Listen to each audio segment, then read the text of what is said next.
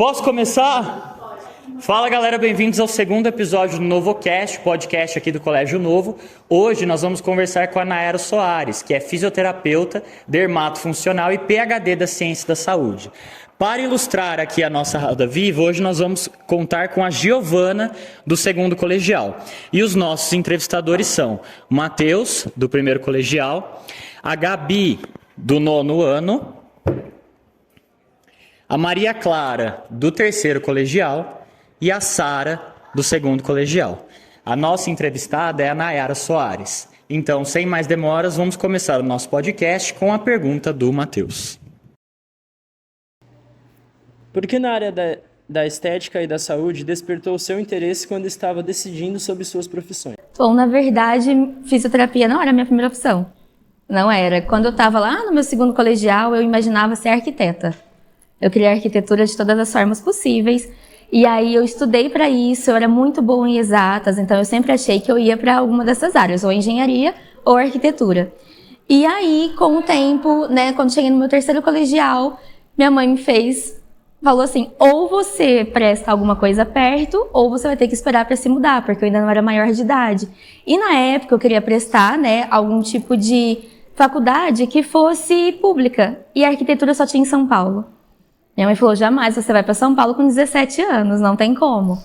Então eu peguei e falei, tudo bem, eu espero um ano e presto novamente. E gente, pasmem, eu estudei, na época eu prestei psicologia, pedagogia e educação física. Eu prestei para ver como que seriam as provas, passei nas 3, resolvi não fazer e fiquei mais um ano em casa. Não fiz cursinho, estudei por conta própria. E aí eu prestei de novo. Só que o incrível que pareça é que dentro desse tempo eu mudei completamente a forma que eu pensava. Eu não me via mais na arquitetura. Eu sempre me via cuidando de pessoas. E aí eu fiquei pensando quais das profissões que mais encaixam melhor em mim. Fui fazendo um adendo aí durante esse ano e eu acabei prestando fisioterapia e arquitetura novamente. Passei nas duas, mas eu não quis ir para arquitetura e acabei fazendo fisioterapia. Então, assim, é algo que eu sou extremamente realizada hoje, eu não me arrependo da escolha, adoro o que eu faço, e eu acredito que se eu tivesse feito arquitetura, com certeza eu teria voltado e feito outra faculdade da saúde. Talvez uma medicina, talvez biomedicina, mas algo relacionado à saúde. Certeza.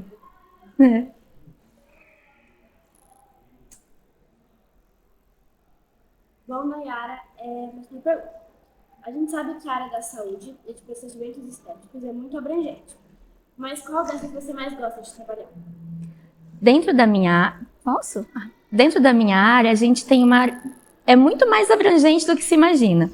Porque quando a gente fala em dermato, a gente já imagina pele, cuidados estéticos e tudo mais.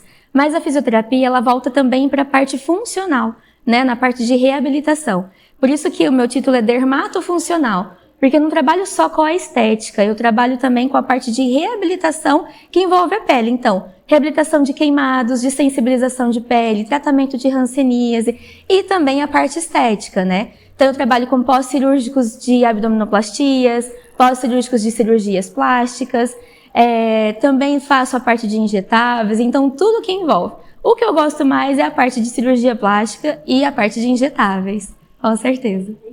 Imagina. O que te traz o sentimento de realização no seu trabalho? O meu paciente satisfeito, com certeza.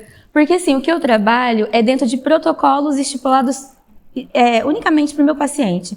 Eu não trabalho com um protocolo único que dá para usar para todo mundo, porque cada um é único, né? Olha, nós somos totalmente diferentes um do outro, certo? Então, o meu trabalho não dá para eu fazer um protocolo para você e usar nela também. Eu preciso fazer uma avaliação muito minuciosa e entregar aquilo que o meu paciente precisa.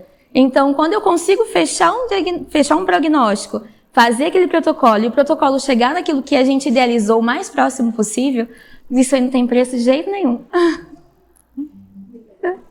Bom, e quais são os procedimentos que mais te dão retorno financeiramente falando? Ou quais aqueles que são mais populares entre seus pacientes? Os mais populares são injetáveis. Com certeza, tá em alta, né, gente? Botox, bioestimulador, todo mundo chega já procurando. Quero um botox. É o mais fácil, né? Não tem jeito, todo mundo quer. Mas pra ser muito honesta, eu nunca utilizo, assim, um injetável de cara. Não. Porque eu acho que isso são cerejas de bolo. Né? O que a gente precisa é preparar essa pele para poder receber um procedimento. Eu não estou trabalhando só com a saúde, eu trabalho com a autoestima desse meu paciente. E às vezes a autoestima está muito ligada à parte psicológica dela. Então não adianta eu mexer nesse meu paciente e ele não ficar satisfeito com aquilo que ele vê. Treinando algumas coisas, eu vou mudar muito em frente ao espelho. Vamos falar, eu vou fazer um preenchimento. Se a pessoa não gostar daquele tamanho de boca, não gostar do que eu vou mudar no malar, do que eu vou mudar na parte da mandíbula. Então, assim, é tudo muito conversado. Então, eu faço um tratamento. Quando a pessoa vem falar, eu quero um Botox. Gente, o Botox, ele é preventivo a maioria das vezes. E muitas vezes ele acaba, né? 4 meses, 6 meses é o tempo máximo de um Botox. E tem que fazer de novo. Se eu faço um tratamento, preparo essa pele para receber o Botox, então esse Botox ele tem muito maior durabilidade e a pessoa sai muito mais satisfeita. Né? Eu até brinco, ontem mesmo tinha uma que foi procurar falando nisso.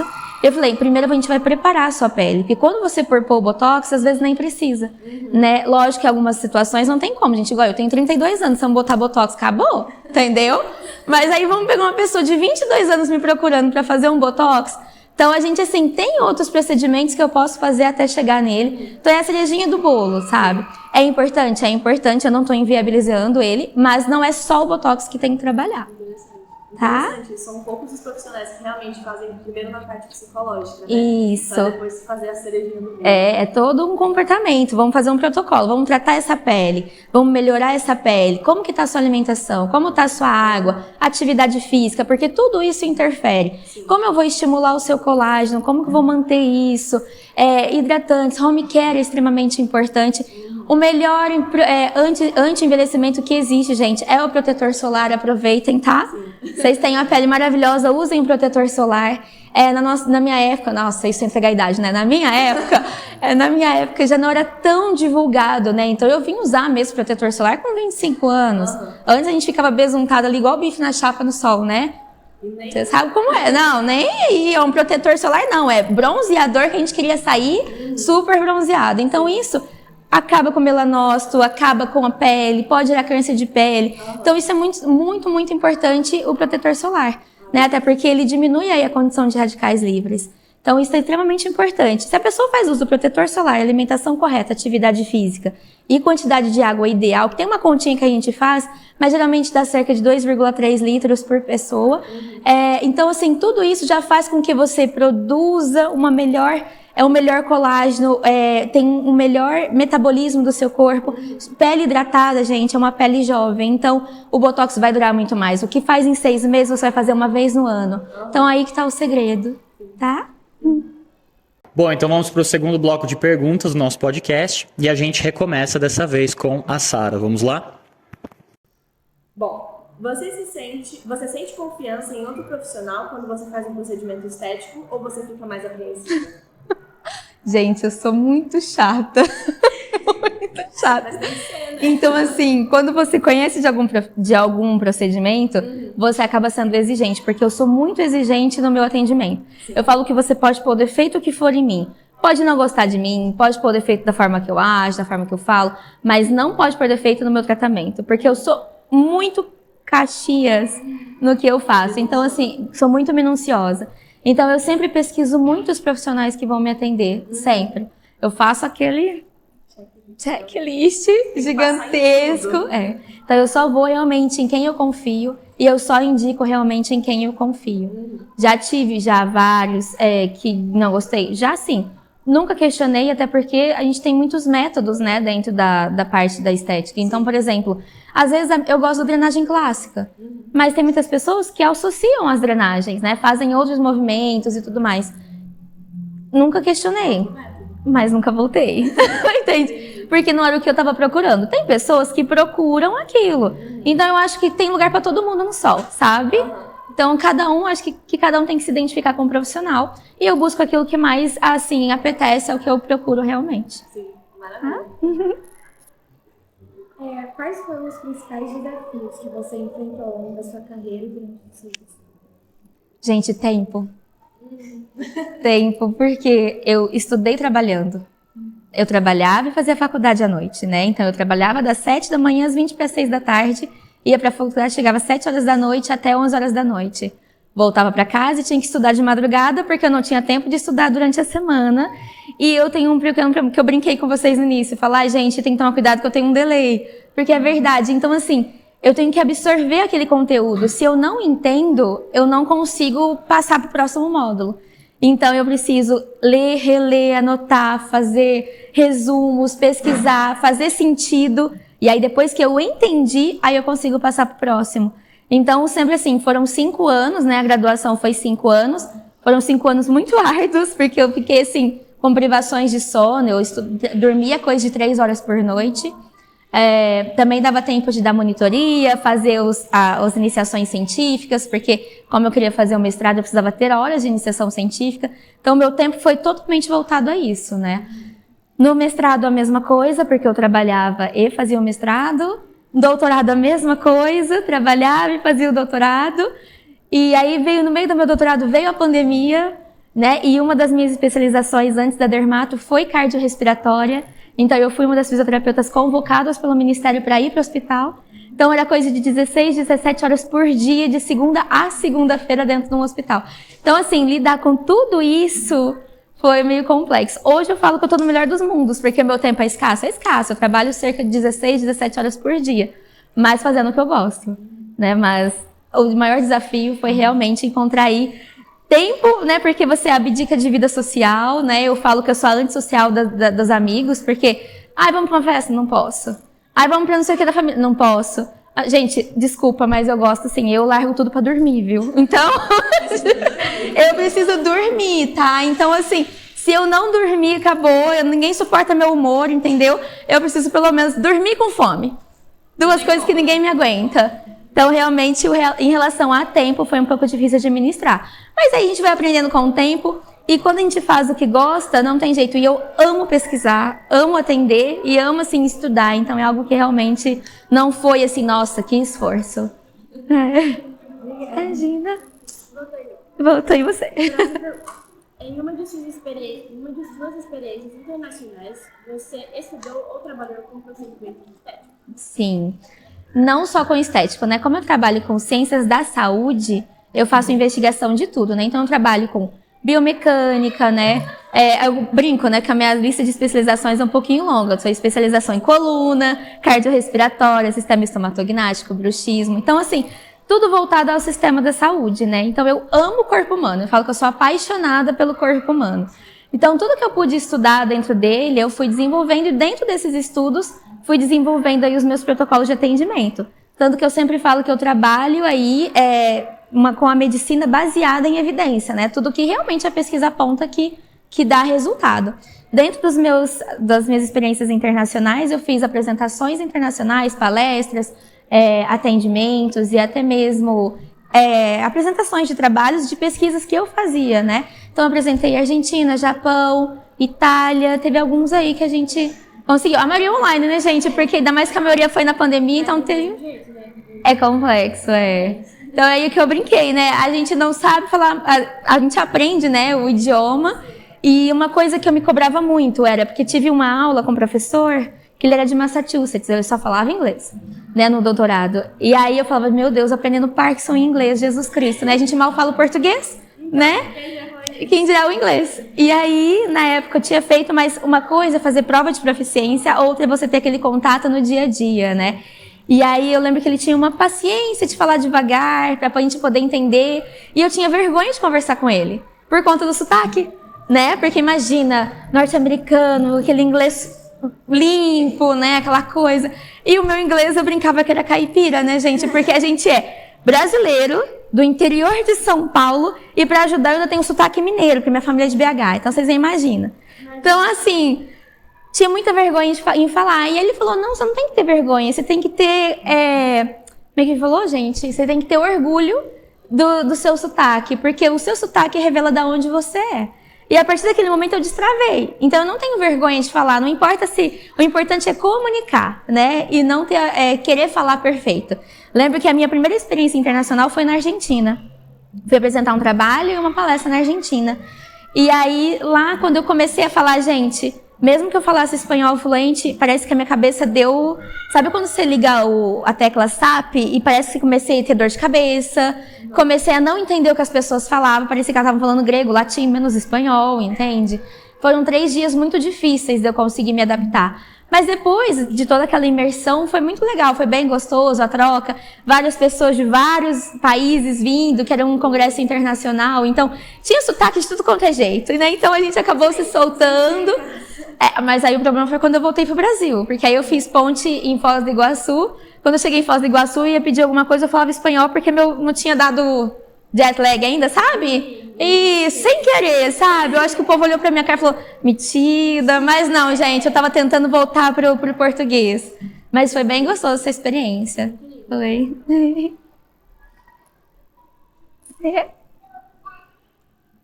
Qual foi a sua maior dificuldade do dia a dia na sua profissão?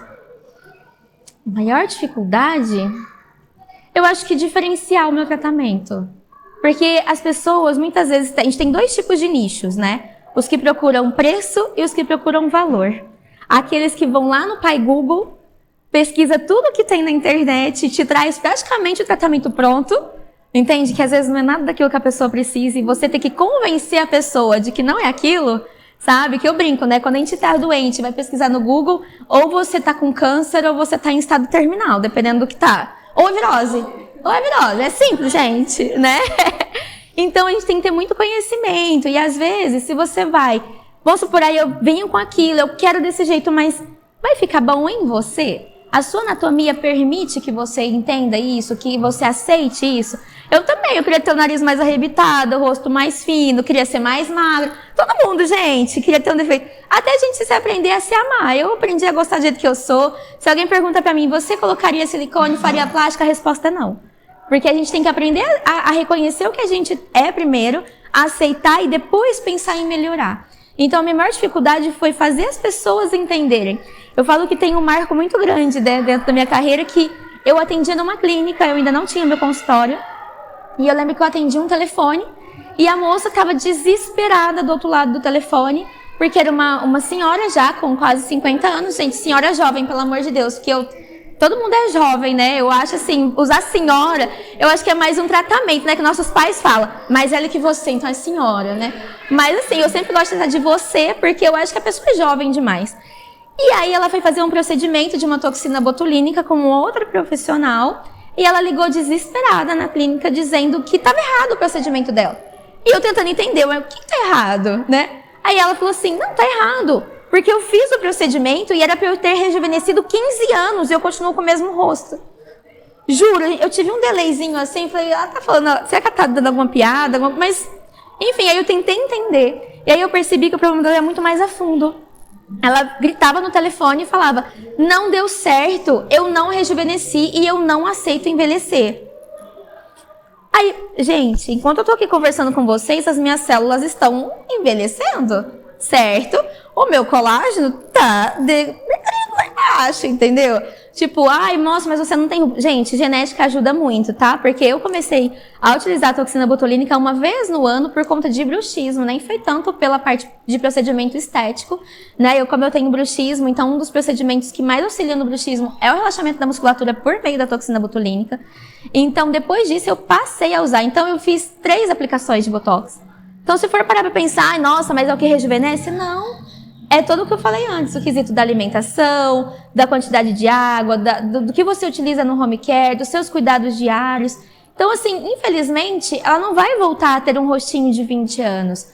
Né? O que ela ia conseguir fazer é paralisar aquilo e retardar o envelhecimento a partir dali. Mas eu não consigo tirar as linhas de expressão, a não ser que a gente faça um protocolo gigantesco, né, com bioestimuladores e outras coisas que vão melhorar bastante essa pele.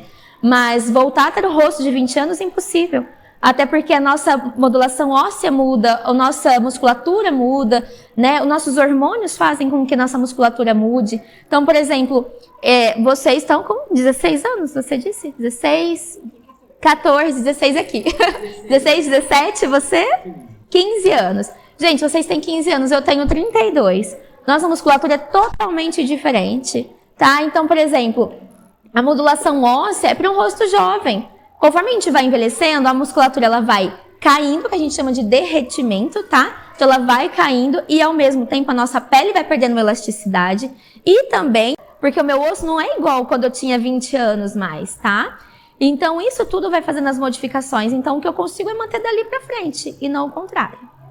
Muito bem, pessoal. Depois de uma pausa, então, para um descanso, para um bate-papo aqui off, né, fora das câmeras, a gente vai, então, para o nosso terceiro e último bloco. E desta vez a gente começa com o nosso querido Matheus. Vamos lá?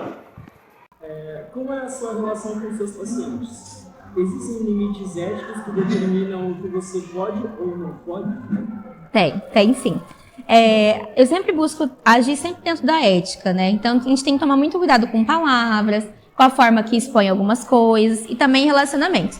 Como eu acabei de dizer aqui, né? Por ser fisioterapeuta, a gente tem muito contato com nossos pacientes, né? Eu não vejo ele uma vez aqui, ele volta daqui 6 meses para eu ver, não. Tem pacientes que eu fico com eles durante 3, 4, 5 meses. Então a gente acaba sabendo de tudo, né? Acaba vivendo ali o que acontece dentro de casa e tudo mais. Eu brinco que a gente também se torna um psicólogo ali na conversa e acaba virando amigo. Mas tudo tem seus limites, né? Já fui, igual eu acabei de comentar, já fui convidar casamento, batizado, chá de bebê, chá revelação, já fui visitar bebê em hospitais e tudo mais. Isso tudo que a gente cria um grande vínculo. Mas a gente sempre tem que respeitar, né, a parte ética e também não achar que por eu ser muito próxima, eu sou tão amiga a ponto de ultrapassar o que a ética me corresponde. Então a gente tem certos limites ali para trabalhar. A gente não pode esquecer que eu sou uma profissional antes de qualquer coisa. Tá? Você. Adorei o cabelo. Adorei o cabelo. Próxima pergunta. Você acredita que a experiência auxilia no profissional na tomada de alguma decisão? Com certeza. Eu acredito que no início eu tinha mais insegurança, porque você não faz aquilo todos os dias. E aí aquela coisa, né, da prática leva à perfeição é muito verdade. Então, quanto mais você pratica, mais segurança você tem naquilo que você faz. Só que a gente também não pode ser hipócrita, achar que só porque eu faço muito, eu nunca vou cometer um erro. Então, eu não posso deixar a segurança do meu paciente fora de cogitação. Eu não posso achar que, porque eu faço isso há 10 anos, eu sou a bam, maravilhosa. Não. Eu faço isso há 10 anos exatamente da mesma forma e com toda a atenção que eu iniciei lá no início. As inseguranças existem? Existem. Só que hoje eu sei tratar se acontecer alguma intercorrência, coisa que antigamente eu tinha mais dificuldade. Né? Porque nada é 100%, né? Igual eu acabei de falar no início. Cada um é um diferente do outro, então eu não vou tratar todo mundo igual e isso pode acontecer qualquer coisa. Muitas vezes, alguns procedimentos meus levam 20% meu, 80% do meu paciente. Então, se eu faço um procedimento e ele faz algo que ele não pode fazer, pode dar BO no final. Por exemplo, quando a gente estava iniciando sobre a toxina botulínica. Se ele vai lá, fez tudo, a pele está perfeita, não sei o quê, põe a toxina, mas ele chegou em casa e deitou. Só que ele tem que ficar 4 horas com o pescocinho assim, ó, sabe, olhar de diva? Então, se eu tenho que deixar 4 horas assim, eu chego em casa e deito, a toxina vai migrar. Se ela migra, da pitose, da caída, vai para todos os lugares que não deve acontecer. Essa intercorrência foi culpa minha? Não. Mas eu vou precisar saber lidar com isso. Então, isso pode acontecer em qualquer momento. Então, a experiência ela me permite saber lidar melhor. Mas isso não quer dizer que eu não vou acontecer erros. Quantos anos você está já na... 10, 11 anos. Eu aqui fazendo as contas na cabeça. Ai, gente, aí vocês fazem eu revelar a idade, fica meio difícil. Como que os outros vão acreditar que eu tenho 22 anos agora? Não é? Qual a qualidade que você acredita que é indispensável para o profissional da estética ou da área da saúde? Respeitar o que o meu paciente quer. Por exemplo, eu tenho que escutar. Não adianta eu achar que, se eu colocar mais malar, se eu colocar isso, se eu fizer aquilo, vai ficar melhor. Não é o que o meu paciente quer. Então, que tipo de profissional eu sou, se eu quero utilizar ele como um quadro, entende? É diferente de eu pegar, igual ela tá fazendo ali todo o retrato. Ela tem esse passe livre de fazer, só que eu tô lidando com uma pessoa, que às vezes ela vai se desconhecer quando olhar no espelho. Então, meu papel é melhorar a autoestima, ou reabilitar, né, a funcionalidade daquela autoestima. Seja aí, ou reabilitando na parte funcional, ou tratando na parte, né, mais estética, que é o que eu brinco. Quando eu mudei, né, saí da cardiorrespiratória para ir para dermato, que é algo que casa para mim, na verdade, né, porque, querendo ou não, a gente trabalha muito a dermato dentro de hospitais, tá? Porque quando a gente pensa em dermato, pensa no superficial, pensa na estética, mas ela, como eu disse, ela é muito mais profunda. E dentro de hospitais, a gente tem dermato funcionais também, até mesmo dentro de salas cirúrgicas. tá? A gente já faz ali a primeira administração ali, o primeiro atendimento ali. Então, se eu não respeito esse meu paciente como ele quer e eu acho que, não cabe achismo. Na minha profissão não cabe achismo. Ou é aquilo ou não é. Porque, querendo ou não, eu tô lidando com a autoestima. E aí o povo brinca, nossa, mas você saiu de uma reabilitação para trabalhar... Não. Hoje eu reabilito, continuo trabalhando em hospitais, até em hospitais ainda, só que no meu consultório eu reabilito autoestimas. Então, pra mim, tá tudo certo. Eu caso as duas coisas e é o que me faz feliz. Bom, então pra gente já ir encerrando, você tinha comentado muito sobre você trabalhar com pessoas, né? Você trabalha muito com pessoas, com pacientes, cada pessoa é diferente. E isso tem muito a ver com você ensinar também, né? Sim. Você ensinar em relação aos procedimentos, em relação a como que vai ser cada procedimento, cada parte do trabalho que você vai fazer com aquele paciente. E a gente queria te perguntar como que é essa parte de ser professora, né? De ensinar para os seus pacientes, para as outras pessoas. E como que você, quais dicas você daria para jovens que querem também seguir o mesmo ramo que você? Sim. Ensinar é um desafio, viu? É um grande desafio, porque manter a atenção dos alunos é muito difícil, né? Por exemplo, eu ensino desde a graduação, eu trabalho graduação, pós-graduação, especializações e cursos livres. São totalmente diferentes os perfis de alunos. A graduação tem aquele perfil de aluno que gosta mais de uma área, nem tanto daquela que você está explicando, sabe? Aquela coisa, se você prender essa atenção do aluno é muito complexo. Na pós-graduação já é diferente, porque eu estou lidando com pessoas formadas, que sabem o que querem e querem te sugar o máximo possível de informações para levar. O mesmo acontece nas especializações e nos cursos livres que eu ministro.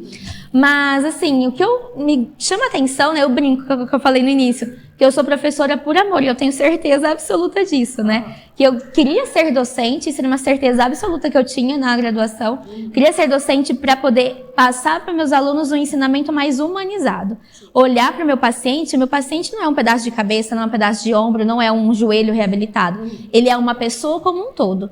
E às vezes, o que eu estou reabilitando lá, aquela enxaqueca, aquela cefaleia que a pessoa está sentindo, pode ser uma alteração lá no pé, numa pisada. Então eu preciso olhar meu paciente como um todo. Eu tenho que pensar na causa e não só na consequência. Às vezes eu vou tratar a consequência ali no momento para aliviar as dores e tensões. Mas não adianta tratar a consequência se eu não procurar a causa. E às vezes a causa pode até ser emocional, né? Às vezes, tipo, uma cefaleia pode ser tensional, gente. Ou pode ser por motivo de um bruxismo, ou pode ser por uma alteração de pisada, que altera totalmente ali a minha estrutura, né, física. Então, assim, a gente não sabe, então eu tenho que investigar, eu tenho que conversar muito com esse meu paciente. E aí, né, o que me fez ir muito para a docência é isso, é eu querer entregar um tratamento e um olhar humanizado para os meus alunos, para a gente ter profissionais diferenciados. Hoje, graças a Deus, eu lido muito com profissionais diferentes, que olham isso como um todo, né? Antigamente eu questionava muito isso. Então, assim, eu só acho que o que a pessoa quer fazer, faça. Se é aquilo que te faz feliz, né? A gente brinca. Mas eu lembro quando eu estava no 3º colegial, e uma professora falou, o que vocês querem ser quando crescer? Um me respondeu, eu quero que me dá dinheiro. E aí ela falou, quem dá dinheiro é pai e mãe. Eu nunca esqueci isso, gente. Isso é muito verdade. Se a gente não estudar, não correr atrás, e não adianta eu querer cair no colo, é muito sacrifício. A gente sacrifica vida social, a gente sacrifica relacionamentos, a gente sacrifica famílias às vezes. Você não consegue estar no almoço de domingo com a sua família porque você precisa estar fazendo tal coisa. E o apoio, a rede de apoio é muito importante. Quem está do seu lado precisa estar te apoiando, porque o seu psicológico às vezes fica muito abalado, o emocional fica muito abalado. As frustrações chegam assim, às cascatas, tá? Porque eu queria chegar a tal ponto e a minha meta não foi atingida. Mas eu tenho que saber lidar com aquilo também, porque frustração faz parte do caminho. O que eu fiz de errado para eu conseguir voltar dali e continuar, entende? E não desistir. Então, assim, independente do que você faça, eu quero fazer direito, medicina, isso, aquilo, porque me dá dinheiro. O que te dá dinheiro é aquilo que te faz feliz. Então, se você trabalha igual hoje, eu trabalho, como eu falei, 17 horas por dia, gente. 17 horas mesmo, tem dias que até mais. Porque por ser docente, eu trabalho em casa. Então, além das 17 horas fora de casa, eu chego em casa e estou trabalhando. Monto aula para corrigir prova, corrijo trabalho, respondo aluno e não sei o quê, e monto AVA, enfim, trocentas coisas. Então, assim, tudo isso faz... mas o que te dá dinheiro? Não é o que me dá dinheiro, é o que me faz feliz. Porque imagina, não adianta nada eu ganhar 20 mil reais por mês, mas ser frustrada naquilo que eu faço. Não ser realizada. Não ser realizada. Então, o que você faz com amor, aquilo você vem. Eu falo que tudo que a gente manda pro universo volta, né? Eu brinco que nós somos 3 coisas: reações químicas, hormônios ambulantes e energias. Então, tudo que a gente fala e manda pro universo, aquilo volta pra gente recompensando. Porque eu acredito que, de alguma forma, independente da religião, tem algo vendo por nós que compensa todo o esforço que a gente faz. Então, não importa. Ser professor dá dinheiro? Se eu for pensar na desvalorização, gente, toda profissão é desvalorizada. Então, a gente precisa fazer aquilo que gosta, entregar aquilo que, quando você faz algo por amor, as pessoas reconhecem. E aquilo se destaca. Então, o que você faz de diferente? Eu não sei, porque eu não vou atrás de outros profissionais para ficar me comparando, porque a minha briga é eu comigo mesma. Então eu quero ser melhor do que eu fui ontem, eu quero ser melhor do que eu atendi hoje cedo, eu quero superar a cada atendimento, eu quero entender a cada atendimento. Então é isso que para mim importa. Então, com certeza, se você ama aquilo que você faz, e não é vergonha voltar, eu não gosto daquilo, eu fiz uma faculdade e não gostei daquilo. Gente, quantas pessoas voltam lá, tá com 40 anos e vai fazer outra coisa? Uma vida é uma só. E se existem outras, essa vai ser uma só. Então, faça dela valer a pena. Sim. Maravilha. Bom, Nayara, aqui em nome de toda a nossa equipe, a gente queria te agradecer pela disponibilidade do seu tempo, pelos ótimos conselhos que você deu pra gente, por ter participado e ter sido muito educado, muito respeitosa com cada um, viu? Muito obrigada. Você é uma fofa. Ai, gente! Eu que agradeço aí pelo convite, por todo o tempo de vocês, aí pelo carinho, né, de ter feito as questões, de ter me recebido tão bem, de me sentir à vontade, que eu realmente me senti em casa, assim. E é muito difícil a gente, né, entrar em algum lugar e se sentir à vontade com as pessoas. Então eu agradeço muito e aí espero que a gente possa se ver mais vezes. Vocês estão todos convidados aí, tanto para frequentar as minhas aulas, para ver como que é a dinâmica aí na graduação, às vezes vocês têm alguma interesse, né? Como para ver como é meu dia a dia no consultório, vocês estão super convidados para poder acompanhar, tá bom? Obrigada, viu? E finalizamos!